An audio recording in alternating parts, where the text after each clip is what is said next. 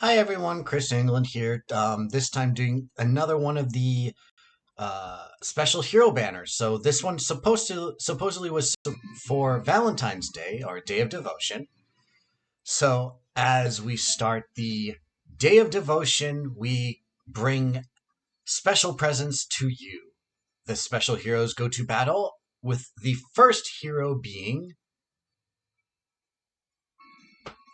the Troubled Heart.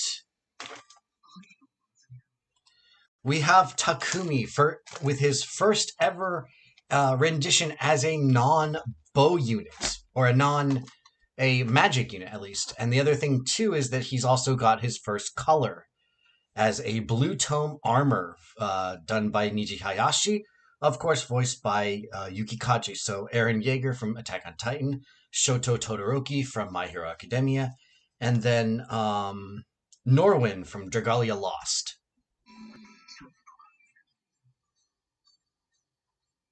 We have a Saver unit.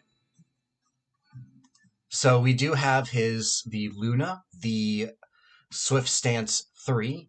We have the Savvy Fighter, and then we have the AS Far Save. So this is yet the far version of what came on Rearmed Robin. And then for our weapon, we have the Dawn Sweet Box. Of course, we're going to have the Accelerate Special Trigger. And then at the start of combat, if unit's HP is greater than or equal to 25%, during that battle, the unit gets a Spectrum +5, and then the foe gets attack speed minus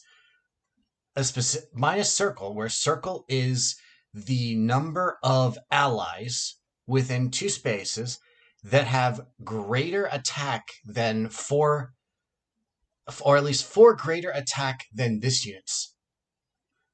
So you multiply that by 3 and add 4 with a max of 10. So you only need 2 in order to get the full value.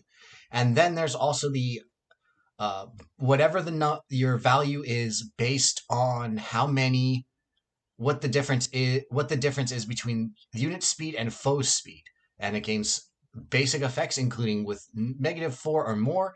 The first attack's damage reduces by 30%. If it's 0 or more, the damage that at any time he attacks, he recovers 7 HP. And then if it's 4 or more, if the opponent has a attack type special equipped, and the unit has a triangle adept or triangle advantage, before the first attack, the foe gets a cooldown count +1.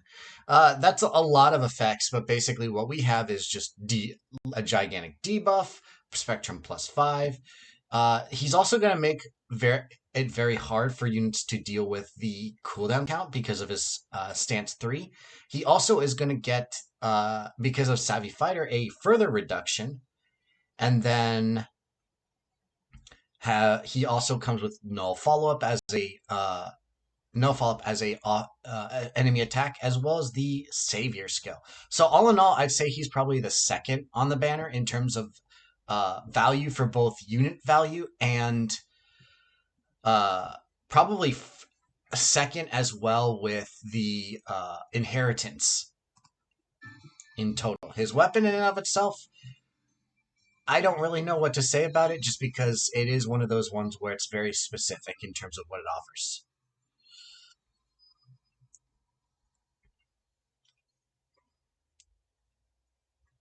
Next, we have the Shrouded Heart.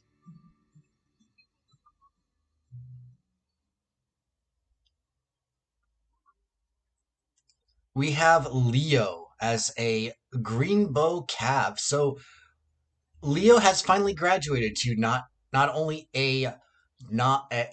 as a physical unit, not just a magic unit. So this is the exact opposite of Takumi. So it's Takumi has first magic, Leo has first non-tone basically. So we have art by Akira Kano, and then of course the voice work of Mamoru Miyano. So Ling Yao from Full Metal Alchemist Brotherhood and anything beyond that.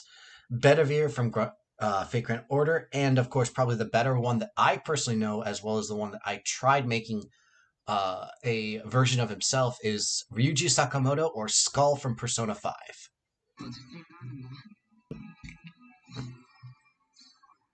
We have gravity, which was shown, which is the basic idea of what his tome does. So we have the iceberg. We have attack, defense, far trace. We also have the remote mirror. So this skill series was released with the harmonized Linde. So if unit attacks, he gains +7 attack and then +10 to resistance, and then the first attack's damage is from the foe is reduced by 30%. But we also have his Dusk Bloom Bow. So, of course, flyer effective. Accelerate special trigger. The at the start of either player or foe's turn, if there for the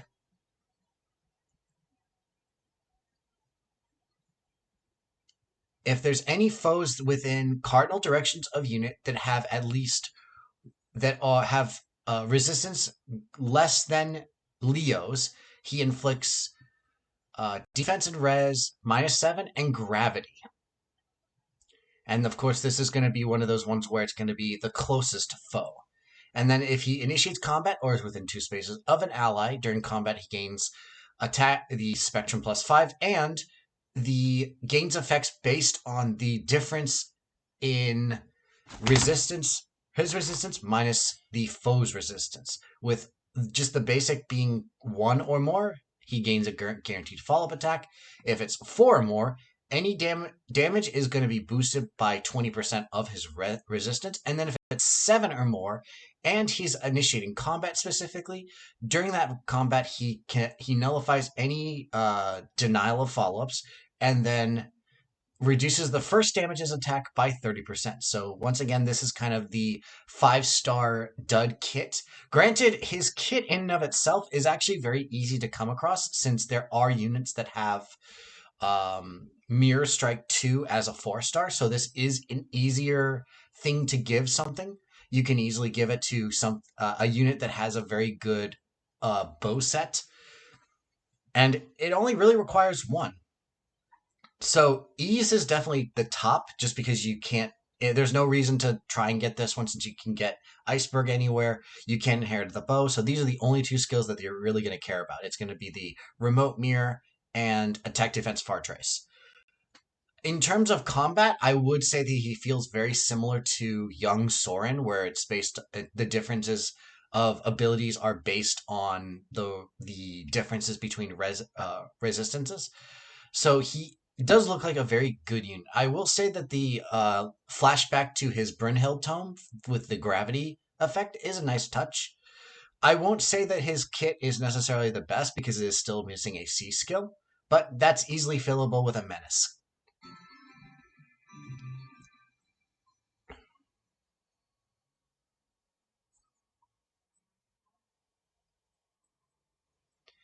Now we move on to our 4-star demote. This is the Striving Heart.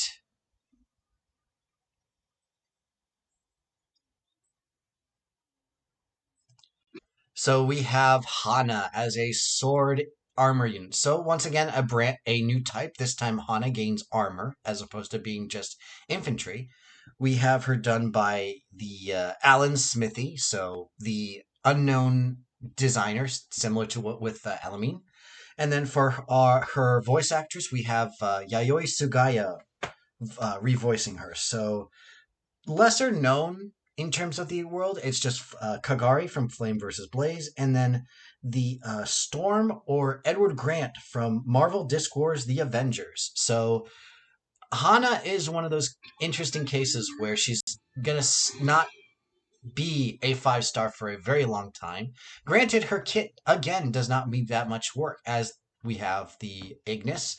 We have as her 4-star skill, the Special Fighter skill. So, whereas her Armored Stride is going to be a 5-star tier 3. What makes this really good is that Special Fighter is still used in a good amount of builds. I know that there are better builds that are using either Crafty Fighter or Slick Fighter, but this is a good second choice. And it is also nice to see another fighter skill get added to the seasonal 4-star pool. For her blade, we have the uh, pedal fall blade, I believe it was, which is going to give her at the start of combat, if her HP is greater than or equal to 25%. During combat, she gets attack speed +5, and then as long as her speed is higher than her foe's speed, she gets essentially no follow-up and an additional damage +5. So while I won't say that her weapon is necessarily stand out in terms of like abilities, because you can't really compare with a lot of PRFs, having just null follow up in a weapon is a very good thing. And having just the bonus for the stats, the damage buff, the fact that she's going to be very good at just having her follow ups,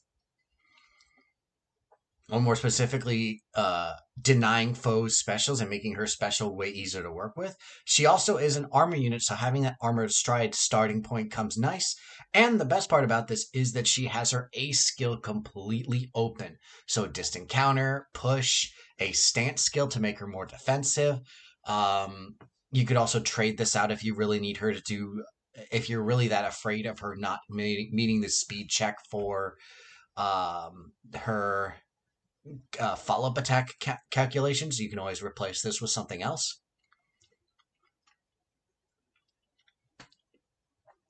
I will definitely say that I actually managed to get one, and I like what she can offer. I definitely am looking into getting her to like a slightly more high level investment.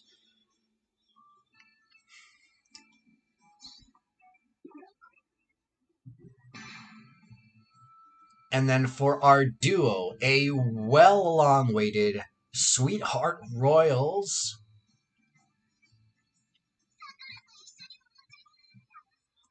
So we have Elise and Sakura, with Elise being the main, Sakura being the support. So Elise has now hit the two set duos where she has been both a support and a main. I think she is the first one to do that officially. So we have her as a staff cavalry, with her illustration being done by I would say, well-renowned Fuji Choko. For the voice actors, we have Ayaka Suwa for Elise, so Kore Manticore or Gavail for from Arknights, Toka Yada from Assassination Classroom, and Tanya from Grand Blue Fantasy. For Sakura, we have Hisako Kanemoto, so Sailor Mercury from Sailor Moon Crystal series. We have Nilo from Genshin Impact, and Helena from Fate Grand Order. So probably another one that doesn't mesh well with what you're expecting from Sakura is the replacement for Risa Taneda for Arina Nakiri from Food Wars, during like I believe seasons 2 and 3.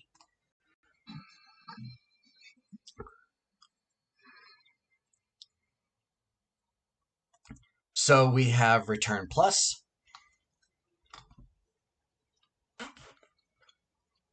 We have yet another unit that has attack speed catch 4. We also have the odd recovery. So at the start of odd turns, any allies within 2 spaces remove their penalties and heal 20 HP. We also have a pseudo tier 4 with the Poetic Justice. So this is the Wrathful Staff, where any staffs inflict damage as normal weapons would. During combat, the foe gets speed -4. The any damage that unit inflicts is increased by 15% of foe's attack.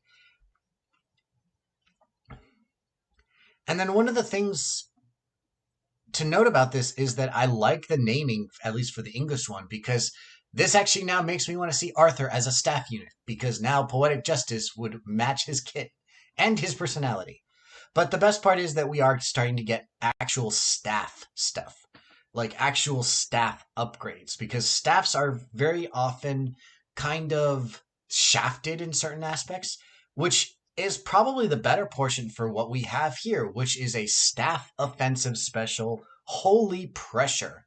So one thing to note about this is that it will not trigger with healing. You will not be able to trigger this with reduce this count with any kind of healing skills, which is nice because any kind of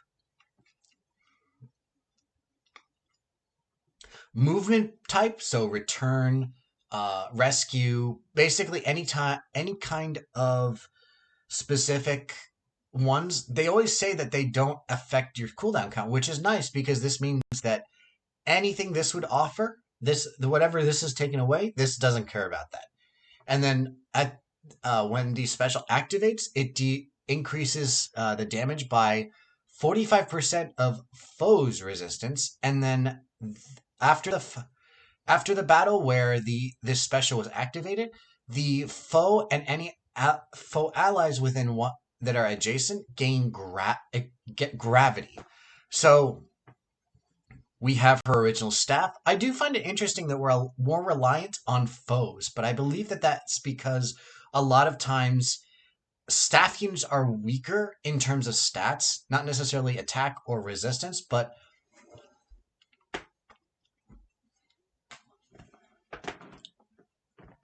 the entire total of this one is just the fact that we're reliant a lot on opponents being higher.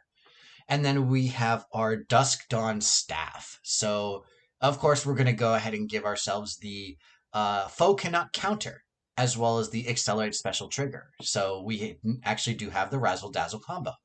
And then when unit attacks, or if it's initiates combat, or is within 2 spaces of an ally, during combat, she gets attack speed +6. She ignores deny follow-up effects and gets cooldown charge +1 per attack. And if she's attacking, or after the battle that she actually attacked, she inflicts the penalty of cannot counter to the foe and any allied foes within two spaces. So we're copycatting what Mikoto does with her staff. So what do we have here? We have Razzle Dazzle. We have start of turn healing, even if it's just odd turns. We have bonus damage. We have a offensive special, the first one ever for staff units only. We do have a bonus in the terms of inflicting deny counterattacking, which is a very good thing. I would say that Elise definitely has a high value point for whatever she offers, and the fact that she does have this does kind of make it a little bit harder, especially since we don't have Wrathful Staff as a 4-star skill. We only have it in a very few 5 stars.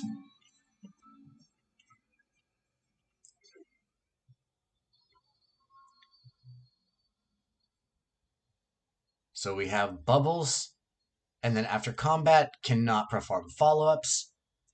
Her duo skill is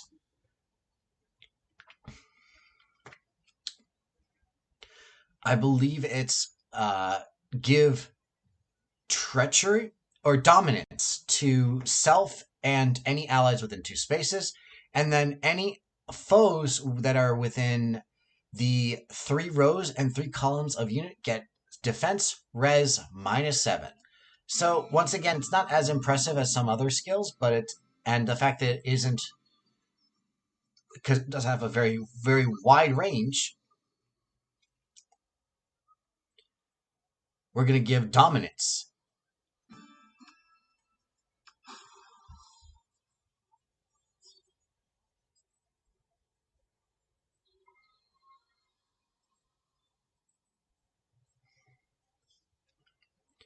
So then we have our story, a special gift, adding in another Tempest trial unit, who is Effie. Effie has finally graduated from having 6 years with no alt as a Axe infantry unit. Drawn by Eshual as the dedicated heart, with her voice actress still being Yuki Kuwahara, so Kohaku and Neko Arc from the Type Moon series, and Toru from Miss Kobayashi's Dragon Maid. So she has the Petal Fall Vase. So this is the same thing as Hana's Petal Fall Blade, where at the start of combat, if unit has HP greater than or equal to 25%, during combat gets attack speed +5, and then if her speed is greater than foe's speed, she gets null follow-up and damage +5. Which also is a great thing because normally she would have to inherit null follow-up. We also have Smite as her 4-star tier 3 skill. We have the ever so hated attack speed +3. And then for her 5-star, it's infantry flash. So at any allies within 2 spaces get, if their speed is higher, essentially it's just a joint drive flashing blade effect.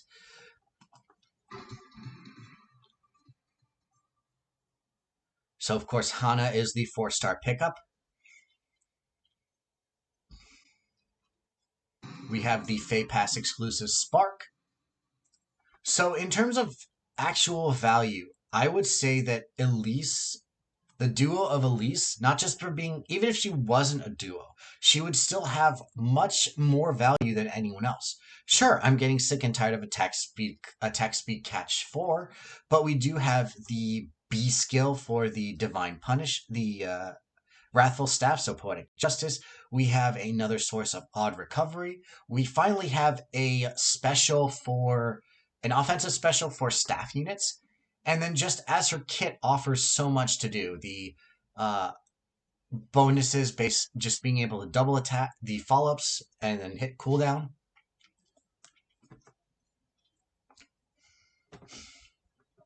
We have a special that deals gravity. We have our weapon that deals deny counterattack. We have just damage based on staffs being the highest.